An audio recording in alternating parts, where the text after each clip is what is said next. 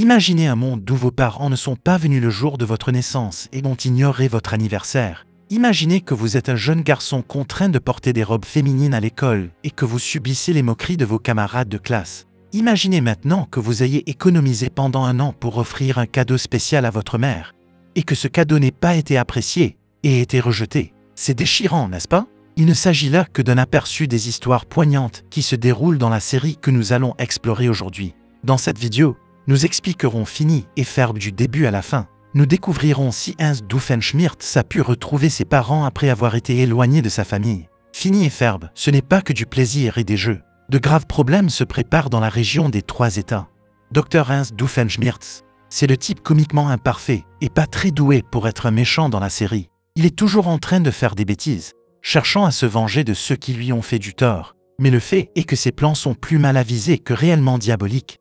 Et tout cela vient de son besoin profond de reconnaissance et de validation. On ne peut s'empêcher d'avoir un peu de pitié pour lui, compte tenu de son enfance difficile et de tout ce qui s'ensuit. Le malheur de Hans a commencé lorsque ses deux parents ont refusé de se présenter à son anniversaire. Oui, vous avez bien entendu, Doofenshmirtz a eu une enfance difficile. Ses parents étaient de vrais salauds, qui ne le reconnaissaient jamais et ne se souciaient jamais de lui. Chaque année, Doofenshmirtz finissait donc par fêter ses anniversaires tout seul, en organisant même des fêtes surprises dans des endroits quelconques. À un moment donné, il a même été renié par ses propres parents. Il a fini par vivre avec des osselets. Désespéré par le manque d'argent, il a accepté un emploi dans une fête foraine, où son rôle était d'être la cible humaine du bassin d'immersion.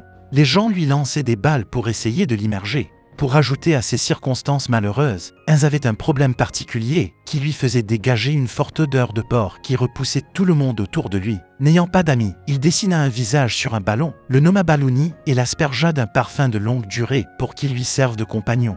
Cela peut sembler inhabituel, mais on fait ce qu'il faut pour relever les défis de la vie, n'est-ce pas? Après un voyage tumultueux, Hans a finalement retrouvé sa famille d'origine. Cependant, leur situation financière était désastreuse et son père a forcé Hans à devenir le nain de jardin de la famille, immobile jour et nuit, privé des nécessités de base comme la nourriture et le sommeil. Tout ce qu'il avait, c'était son ami Balloony pour l'accompagner dans ses nuits solitaires. Tragiquement, une nuit, Balloony s'est envolé et Hans n'a pas pu le récupérer en raison de la règle stricte de son père interdisant tout déplacement. Pour ne rien arranger, le père de Hans gagne un chien lors d'un concours et le nomme fils unique, ce qui indique clairement qu'il ne considère pas Hans comme son véritable fils, malgré le succès du fils unique en tant que chien primé, apportant à son père gloire et fortune. Son père n'a toujours pas récupéré son nain de jardin, et Hans est resté prisonnier de son rôle humiliant. Pour ajouter au malheur de Doofenshmirtz, ses parents avaient préparé des douzaines de robes pour leur future petite fille. Mais lorsque Roger naquit en tant que garçon, ils obligèrent Hans à porter ces robes par nécessité, ce qui lui valut les moqueries constantes de ses camarades d'école. De plus, son frère était devenu leur enfant préféré grâce à ses talents de kickball, ce qui rendait notre pauvre petit méchant encore plus malheureux. Hans a essayé de faire de la magie, mais cela n'a mené à rien. Hans s'est alors tourné vers les sciences, qui deviendront très importantes plus tard. Mais pour l'instant, même ses compétences en sciences, pourtant très élevées pour son âge, ne l'ont mené nulle part. Il s'est même essayé au commerce des ombres chinoises, ce qui lui a permis d'avoir sa toute première petite amie. Mais celle-ci lui a été volée par un certain aux mains immenses. C'est probablement la raison pour laquelle Hans a des problèmes d'engagement. Même dans le présent, à l'âge de 16 ans, ses parents l'ont envoyé en Amérique. En effet, ses parents l'ont incité à se rendre au Stor, qui s'est avéré être une peinture cachant l'entrée d'un bateau en partance pour l'Amérique. Là, il s'est essayé à la peinture, à la poésie, et a même vendu des saucisses. Mais rien de tout cela ne l'a mené nulle part. Il semble que la malchance ait suivi Hans en Amérique. Au bout d'un certain temps, il a fréquenté une femme nommée Linda pendant une très courte période. Lorsqu'il a dévoilé son idée de diriger le monde et de se venger de tous ceux qui lui ont fait du tort, Linda lui a suggéré de commencer par la région des Trois États. Et il a donc rejoint une école maléfique où les gens apprennent à utiliser leurs capacités à des fins criminelles. Cependant, il a été recalé par son professeur, le docteur Jevaharlir, et à ce jour, Hans veut lui prouver qu'il en est digne. Plus tard, Hans croise le chemin d'une femme nommée Charlone. Et étonnamment, ils s'entendent bien et se marient. Ils ont eu une petite fille prénommée Vanessa. Malheureusement, leurs divergences d'intérêts les conduisent à divorcer. Malgré la séparation, Hans et Charlone entretiennent une bonne relation et se partagent la garde de Vanessa. Ils se donnent même rendez-vous chaque année pour le bien de leur fille. Hans adore sa fille et se met toujours en quatre pour ses anniversaires. Mais il arrive à tout gâcher, ce qui pourrait expliquer pourquoi Vanessa n'est pas très enthousiaste à l'idée de ses frasques. Peut-être est-ce parce que Hans n'a jamais eu l'occasion de vivre des fêtes d'anniversaire mémorables dans sa jeunesse. Pendant qu'il était avec Charlène, Doofenshmirtz avait mis de côté ses plans diaboliques. Cependant, après leur séparation, il a réussi à acquérir une grande tour à un prix étonnamment bas pour lancer son plan de conquête du monde. Il transforma la tour en quartier général de l'incorporation du mal, où il mit ses compétences scientifiques au service de la création de dispositifs diaboliques appelés Inator, capables de semer le chaos dans le monde entier. Afin de déjouer ses plans diaboliques, une organisation secrète connue sous le nom de WCA a enrôlé Perry l'ornithorynque en tant qu'espion. La tâche principale de Perry est de surveiller Doofenshmirtz de près et d'empêcher ses inventions maléfiques de nuire. Compte tenu de tout ce que Hans a vécu, il n'est pas étonnant qu'il soit devenu ce qu'il est, mais nous y reviendrons plus tard. Parlons de la famille Finney et Ferb. Tu te souviens de Linda, la femme avec qui Hans est sorti pendant son adolescence. Plus tard, elle est devenue une pop star, a épousé un homme et a eu 2 enfants avec lui, Candace et Finney. Mais étonnamment, leur père n'est jamais mentionné dans toute la série. De même, Lawrence est le père de Ferb, dont la mère est encore inconnue du public. En raison de la similitude de leurs relations passées, Linda et Lawrence ont commencé à se fréquenter et se sont finalement mariés, faisant de Finney et Ferb des demi-frères. La théorie selon laquelle Hans est le père de Finney est largement répandue en raison de la relation passée de Linda avec lui et des capacités scientifiques de Finney. Cependant, cette théorie est fausse. Linda n'a fréquenté Hans que brièvement et Finney n'est pas son premier enfant. Cette hypothèse ne tiendrait que si Linda avait trompé son mari après avoir eu Candace, ce qui est très improbable. Dans cette vidéo, je démystifie donc officiellement cette théorie et je nie tout lien entre Hans et Finney. Quant aux demi-frères, ils se sont entendus dès leur rencontre et sont devenus les meilleurs amis du monde. Finney est plutôt du genre créatif, toujours en train de trouver des inventions farfelues, tandis que Ferb est du genre réservé qui met ses idées créatives en pratique. Ensemble, ils forment le duo parfait entre le calme et le chaos. Et croyez-moi, les objets qu'ils fabriquent sont plus grands que nature. Leurs inventions comprennent un traducteur pour animaux, une machine à remonter le temps, un portail vers Mars et un sous-marin qui rétrécit à vue d'œil. Et tout cela, juste pour profiter au maximum de leurs vacances d'été. Qui sait ce que ces deux-là feront s'ils essaient vraiment?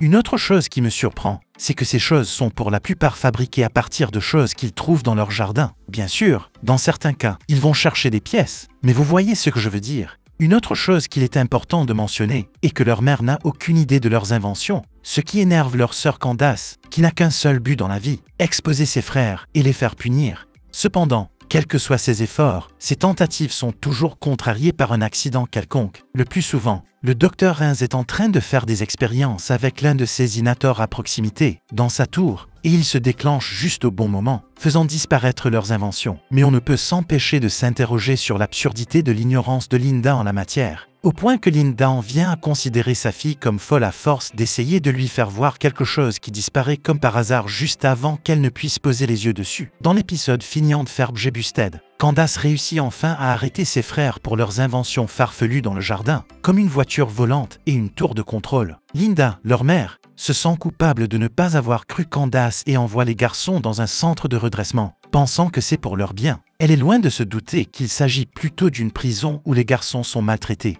Pendant ce temps, Candace commence à se sentir coupable et ses frères lui manquent. Alors elle et son petit ami Jeremy essaient de les sauver.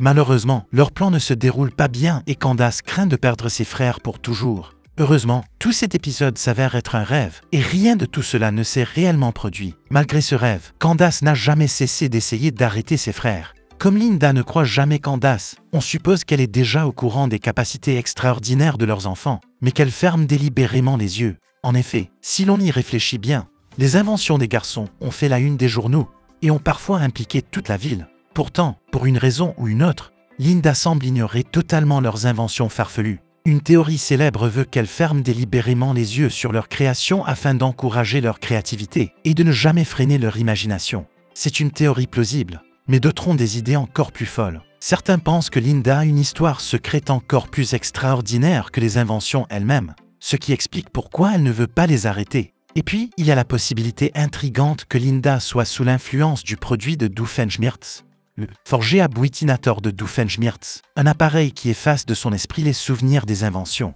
Qui sait, les mystères qui entourent Linda et son savoir ajoutent une couche supplémentaire d'intrigue à la série. Saviez-vous que Vanessa et Ferb existent? Tout au long de la série, Ferb a eu le béguin pour aller voyer des arcs-en-ciel chaque fois qu'elle passait près de lui. Bien qu'elle l'ait à peine remarqué au début, il est confirmé dans l'épisode Acturage que les deux ont fini par être ensemble. De plus, Isabella, une bonne amie des frères, a eu le béguin pour Finny pendant toute la série. Cependant, il était toujours insensible à ses tentatives, ce qui lui a brisé le cœur, et elle a fini par arrêter d'essayer. Par chance, Finny a eu le béguin pour elle à la même époque, mais ne l'a jamais exprimé, pensant que cela n'arriverait jamais. Mais ils ont fini par en parler, et ont décidé de s'inscrire dans le même collège pour être plus proches l'un de l'autre. Jeremy et Candace, Ins et Charlone, et Linda et Laurence avant le mariage sont d'autres relations notables de la série. Dans le final d'une heure, les vacances se terminent et Finny et Ferb décident de fabriquer un engin collectif qui représente toutes les machines qu'ils ont construites pendant leurs vacances d'été. Candace, qui tente d'arrêter leur frère une dernière fois, tombe pour la première fois sur le Dr Ins,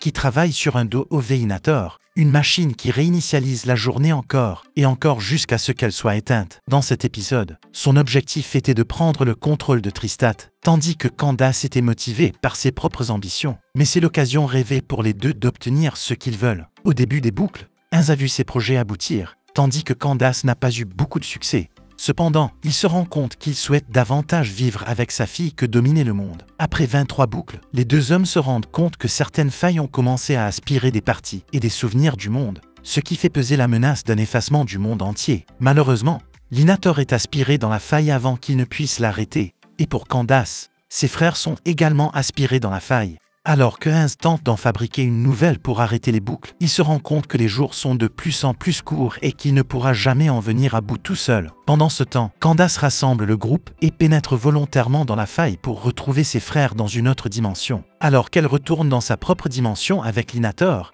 Ins demande l'aide de Perry et de Vanessa pour terminer son Inator. Tous deux appuient sur leur bouton en même temps pour arrêter les boucles. Mais nous apprenons à la fin que l'Inator de Ins n'était même pas branché, ce qui signifie que c'est Candace qui a sauvé le monde. L'épisode se termine avec Candace qui ne fait plus qu'un avec ses frères et leur groupe, tandis que Ins obtient la famille aimante qu'il a toujours voulu. Dans l'épisode Last Day of Summer, Vanessa est confrontée à un dilemme lorsqu'elle décroche un stage à l'OWCA, l'organisation qui lutte contre le mal. Le problème, son père est le Dr Ins Doofenshmirtz, l'un de leurs ennemis jurés.